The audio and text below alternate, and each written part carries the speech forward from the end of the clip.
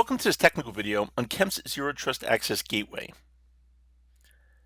Before we get into the technical details on what the Zero Trust Access Gateway is and how it works, let's ask the question why. With the increase in remote access and the sophistication and just pure volume of the threats that we face today, a new approach to secure the applications and services in our networks must be reevaluated. The days of only securing the perimeter are behind us, so the need to bring another level of security is essential. That's where Zero Trust plays an important role of securing our assets with the realization that a breach is inevitable. So we need to be in the position to minimize the impact. Since no two organizations are set up in the same way, nor do they provide the same services to their users and customers, there's no one-size-fits-all, no one silver bullet to fend off these threat actors. But what is common in most organizations is that load balancing is an integral part of the infrastructure for publishing business-critical workloads to provide that high availability, optimization, and security.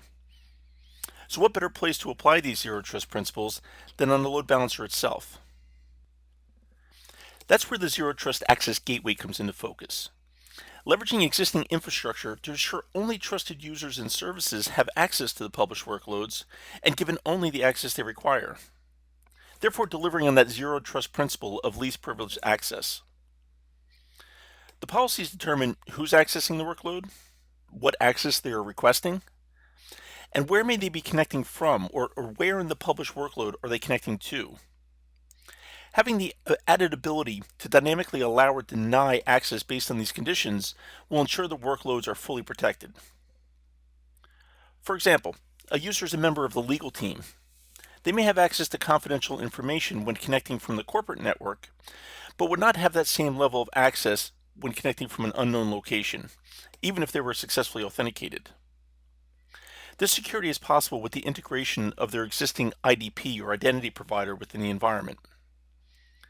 In addition, other components can be enabled, such as Kemp's built-in web application firewall, to add that additional layer of security for the application, and logging capabilities to get the insights necessary to properly secure the workload. The security that the Zero Trust Access Gateway delivers is driven by built-in automation capabilities of the load balancer. A Zero Trust Policy Builder script is triggered, which will ingest the policies that determine the who, what, and where criteria for permitting access to the backend workloads. In some use cases, the Kemp Edge Security Pack feature is leveraged, which does that integration with identity providers and supports multi-factor authentication to verify the identity of the user, and then determines whether that user has access based on their group membership.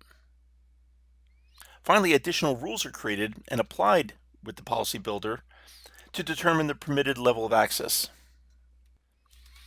In cases where pre-authentication is not supported by the backend workload, the Layer 7 traffic information can be leveraged to apply security based on source IP address or authentication headers, HTTP methods, and paths being requested. This is a common use case for object storage solutions being published behind the load balancer, where the applications share access to buckets across the security zones. If you're just getting started on the journey of implementing a Zero Trust model in your environment, or looking to expand the security in place, consider the devices already deployed and how they may be leveraged to deliver this enhanced security. Visit kemp.ax/solutions/Zero Trust Access Gateway to learn more about adding this additional security for your published applications. Thanks for watching.